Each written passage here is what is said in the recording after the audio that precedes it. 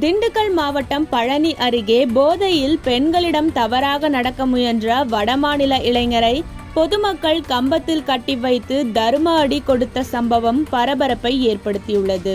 பழனியில் சாமி திரையரங்கம் அருகே உள்ள சாலையில் சென்று கொண்டிருந்த பெண்ணிடம் வடமாநில இளைஞர் தவறாக நடக்க முயன்றுள்ளார்.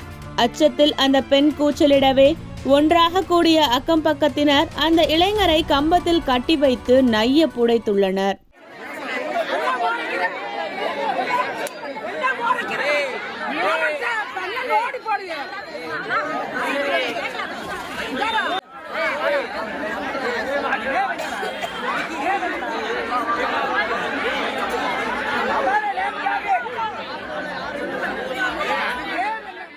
தகவல் அறிந்து வந்த பழனி நகர காவல் நிலைய போலீசார் ஒரு வழியாக அந்த இளைஞரை மீட்டு காவல் நிலையத்திற்கு அழைத்து சென்றனர்.